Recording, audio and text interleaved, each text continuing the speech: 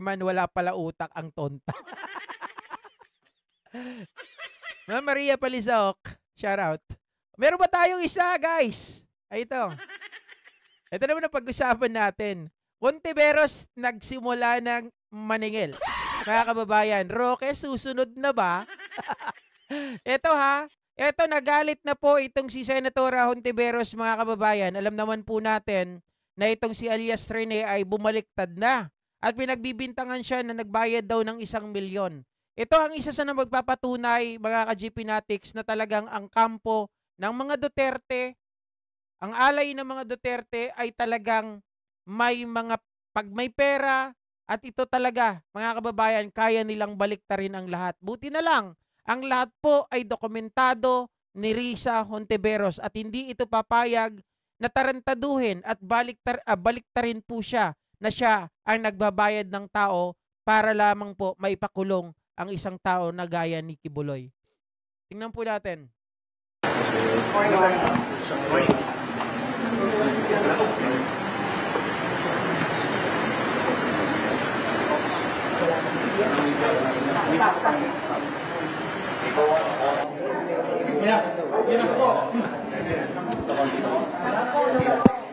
Will TV1, shout out. Sir Salazar.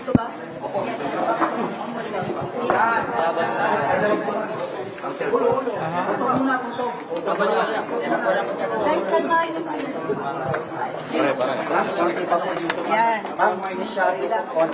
Photo mo na po, photo ops. Kita nyo guys yung mukha ni Hontiveros. Ang tapang ano? Ganito yung mga klase ng babae na trip ko eh. Oo, totoo yan. May yung mga ganyan na mga palaban talaga na alam mong nasa tama. Mate, yahay na tayo dito.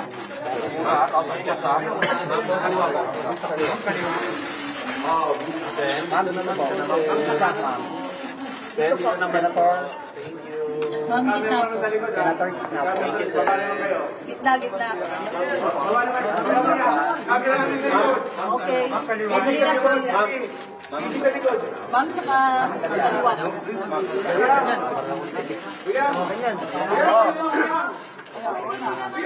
Okay.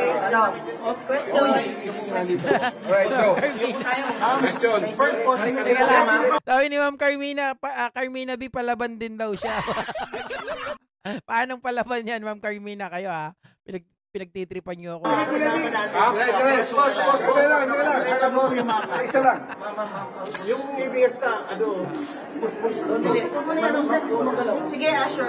sino po yung mga kinasuhan ay sinama po natin sa reklamo natin sa India? Why? Ay, Why can't I why? make any changes without an admin approval?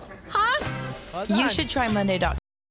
Una, nandito ako ngayong umaga, gaya ng sinabi kong gagawin Ganda, no? ng Lunes, kasama sina Attorney Britannico at yung kanilang firm para maghain ng reklamo sa National Bureau of Investigation.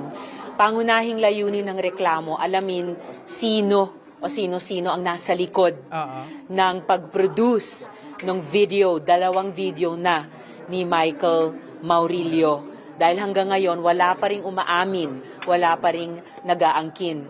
At pangalawa, para imbestigahan din sa pamamagitan ng reklamo ito, yung mga vlogger na pinamumudmod at dinadagdagan pa ang mga kasinungalingang nakalagay sa mga video ni Michael Maurilio. Kabilang po dyan, sina Crisette Chu, Jay Sonza, Sas Sasot, Trixie Cruz Angeles, Banat Bay at iba pa. So abangan po natin ang progress nitong investigasyon. Unang hakbang pa lang ito, aalamin po namin at sa payon ng aking mga abogado kung sino pa ang dapat kasuhan at ano-ano pa ang dapat ikaso sa kanila. Initially, Senator, ang pinal niyo po ay perjury po ba o meron na po libel din? Batay sa payo ng aking mga abogado, cyber libel ang appropriate na ireklamo dito.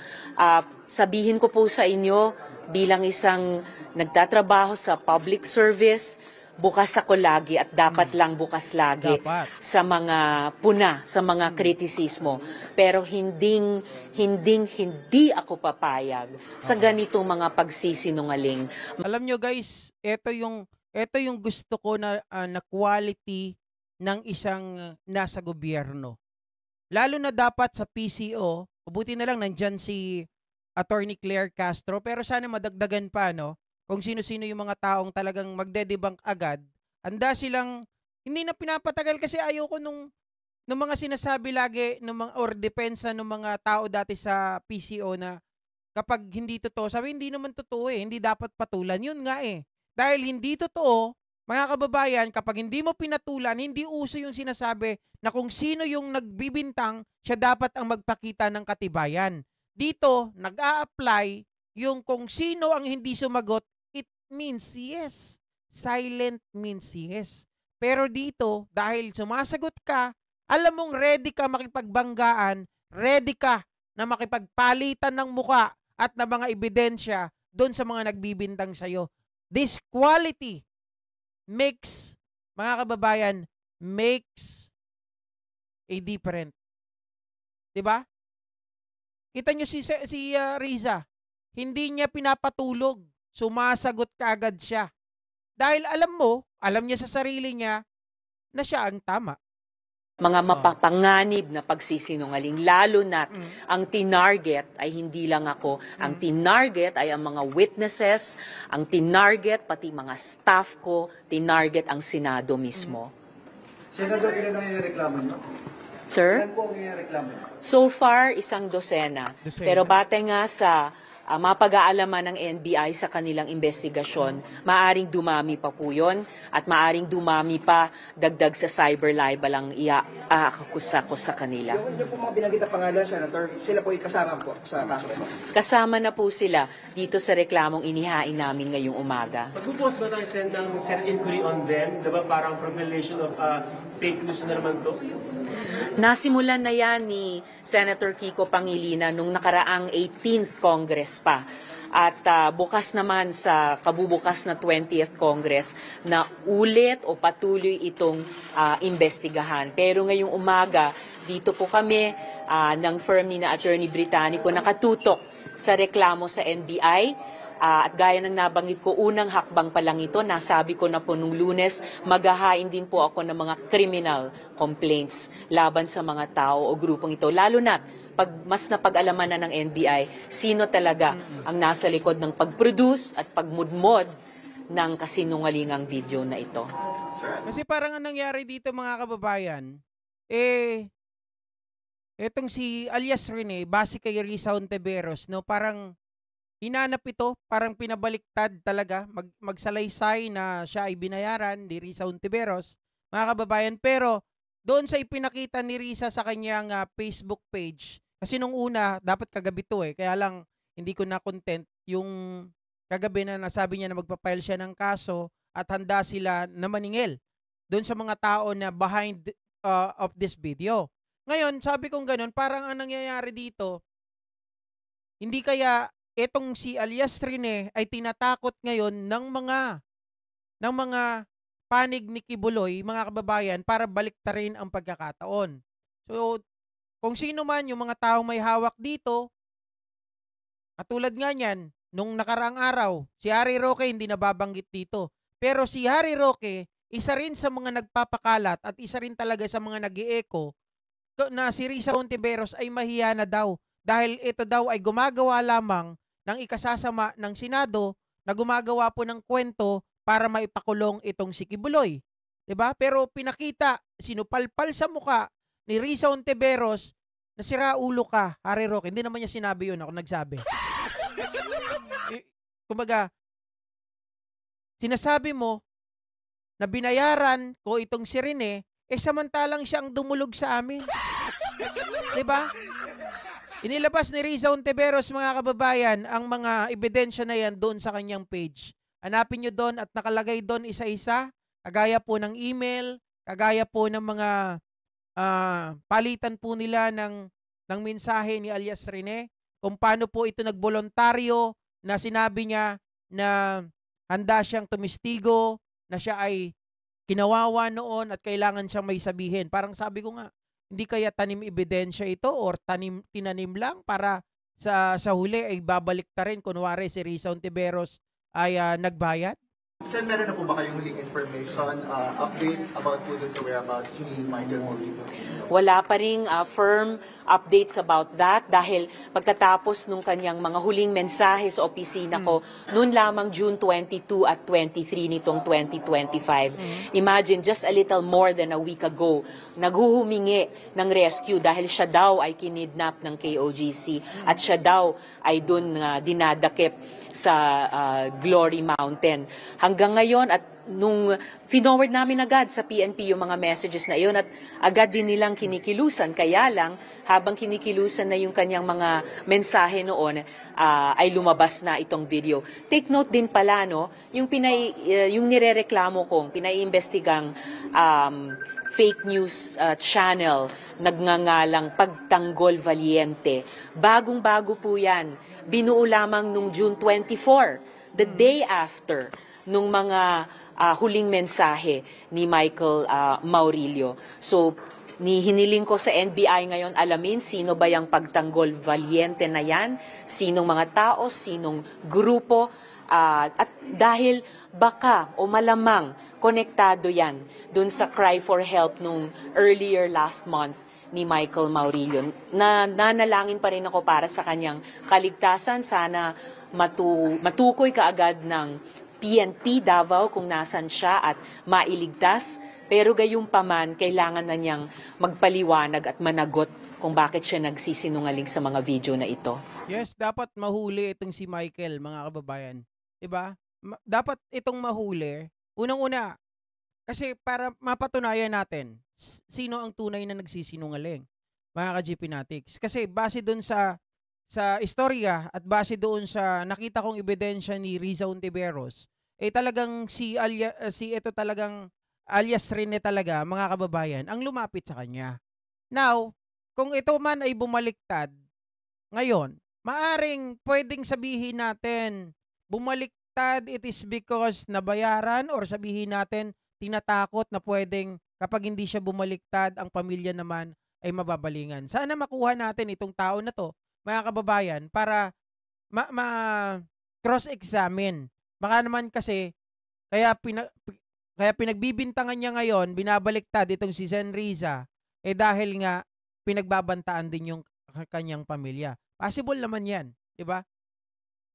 Sen, do you believe in the theory na maaaring yun nga kinidnap po si Michael Maurilio? His statement was not on his own volition at siya po ay in grave danger?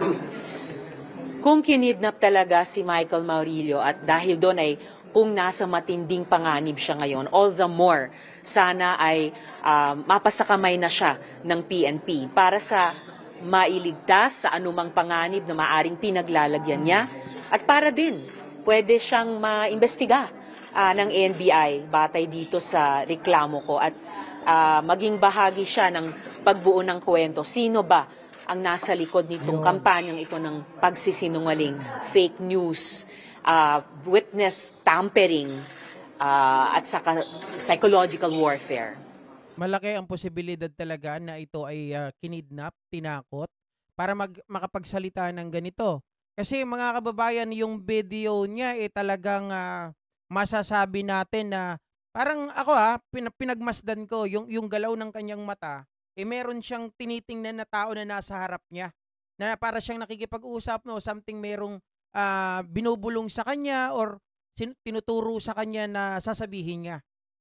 Oh, parang yung galaw ng mata habang siya po ay nagbibideo, mga kababayan, hindi yun masasabi na nanggagaling talaga sa kanyang puso. Kasi unang-una, nung panahon ng etong si Riza Ontiveros ay nag-iimbestiga, nakita nyo yung luha, dita, na nanggaling kay alias Rene, mga kababayan, na talagang nagkukwento siya. Yung luha kasi lumalabas yan kapag nararamdaman mo yung pain, naaalala mo yung mga nagdaang nangyari. Pero kapag ikaw, mga kababayan, ay halimbawa wala sa puso mo, pinipilit ka lang, hindi mo makukuha yung ano 'Di ba kasi ako dumaan din ako sa eksena na kumbaga naging laging best actor din ako nung high school, mga ka-GPnatics, kasi meron kaming tawag dito, grupo, yung Sinagtala Dramatic Guild. So, duman ako sa mga proseso na ganyan, kung paano mo kukunin. Diba, mas madali, kapag alimbawa nangyari talaga yung pain, mas madali mong ilabas yung luha mo. Kaysa yung pagluha mo, ano lang, dala lang sinaktan mo yung sarili mo, kinurot mo lang, iba yun. Diba?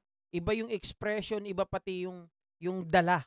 Kumbaga, parang nakita ko kay Alias rin merong kumakausap sa kanya, may nagdidikta sa kanya.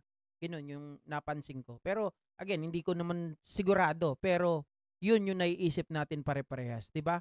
Sabi niyo, Steven Hipolito, tinakot yan. Ayun. Mga kababayan, hindi malayong mangyari. Diba?